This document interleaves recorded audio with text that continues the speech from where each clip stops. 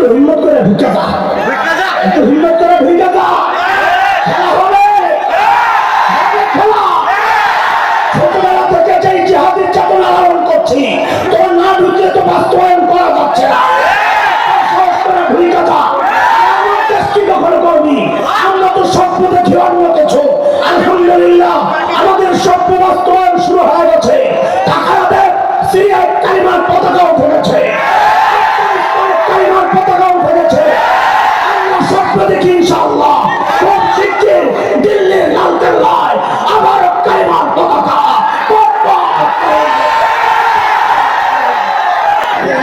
আমরা ওদেরকে অনুরোধ করব, এদেশীয় এজেন্টদের মাধ্যমে খবরটা পৌঁছায় দিতে চাই।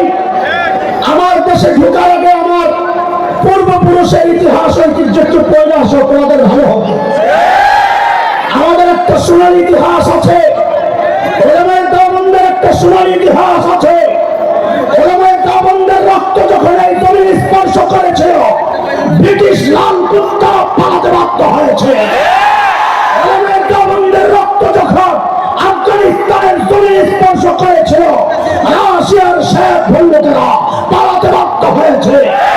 ওলামায়ে দেওবন্দের রক্ত যখন তালেবানদের শহীদ হয়ে আফগানিস্তানের জমিন স্পর্শ করেছে, আমেরিকা নেটো লাল কুত্তা লেজ গুটায়া পালাতে বাধ্য হয়েছে। এটা হচ্ছে আমাদের পূর্বপুরুষের ইতিহাস। কিন্তু নতুন প্রজন্মের নতুন পাগাম শুনে নাও, আমরা নতুন এক ইতিহাস তৈরি করতে চাই। সেটা হচ্ছে, যদি আমার দেশ হুমকির মুখে পড়ে, দিন আর শরিয়া যদি হুমকির মুখে পড়ে, কোন বিদেশি যদি আমার দেশকে দখল করার জন্য ঢুকে যায়, আল্লাহর কসম একটাকে পালাতে দেওয়া হবে না। 1971 মুক্তিযুদ্ধ তো দাঁড়িয়ে টুপির বিরুদ্ধে হয় নাই। 71 মুক্তিযুদ্ধ তো ইসলামের বিরুদ্ধে হয় নাই। 71 মুক্তিযুদ্ধ ছিল মাজলুমের প্রতিরোধ, জালেমের বিরুদ্ধে। 1971 মুক্তিযুদ্ধের ইতিহাস আমরা পড়েছি, তোমরাও আরেকবার পাঠ করো। আমরা শুনেছি, ইতিহাস থেকে বলেছি, বহু মুক্তিযোদ্ধা অভিযানে বের হওয়ার আগে 2 রাকাত সালাতুল হাজত পড়ে বের হতেন। এইটা আমাদের কাছে আবার হয়ে যান। আপনারা মুক্তিযুদ্ধ জাদুঘর গিয়ে দেখেন, সেখানে ইতিহাসের সাক্ষী হয়ে বহু রাজাকারের ছবি সাজানো আছে। আমরা দেখেছি অধিকাংশ রাজাকারের মুখে দাড়ি নাই, মাথায় টুপি নাই, বরং উল্টা দেখেছি কি, কয়েক বছর আগে এক সংগঠন মুক্তিযোদ্ধাদেরকে সম্মাননা ক্রেস্ট দিয়েছিল। আমরা গর্বের সাথে লক্ষ্য করেছিলাম অধিকাংশ মুক্তিযোদ্ধার মুখে দাড়ি, মাথায় টুপি।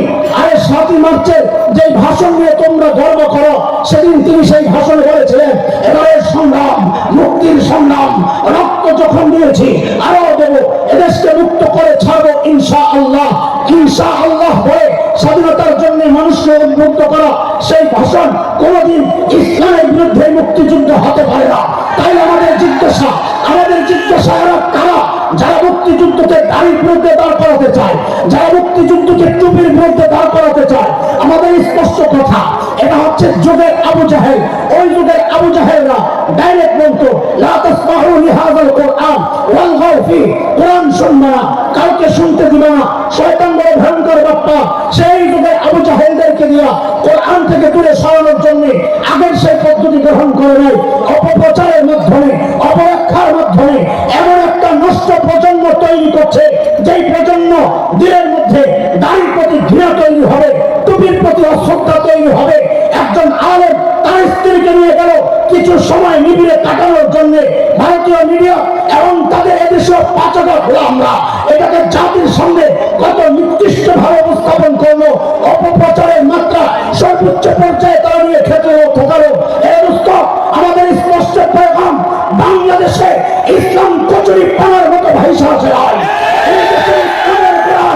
আল্লামা শামসুদ্দিন কাসেমী রাহিমাহুল্লাহর মেহনত আছে এই দেশের ইসলামের গোড়ায়, হাফিজের মেহনত আছে এই দেশের ইসলামের গোড়ায়, শামসুল হক ফরিদপুরের মেহনত আছে, আল্লামা আহমদ শফির মেহনত আছে।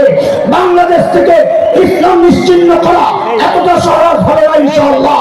আমাদের পেগাম শুনে নাও, 1971 দেশ মুক্তির জন্য একবার মুক্তিযুদ্ধ হয়েছে, ঈমান রক্ষা, দিন রক্ষা। যদি আরেকটি যুদ্ধের প্রয়োজন হয়, আবার যুদ্ধ হবে, আবার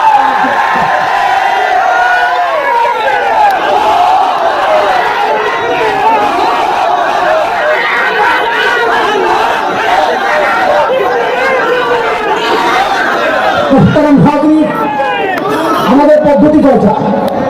তাড়াতাড়ি তাড়াতাড়ি 2-4 মিনিটের মধ্যে শেষ করবো। বলেন কয়টা?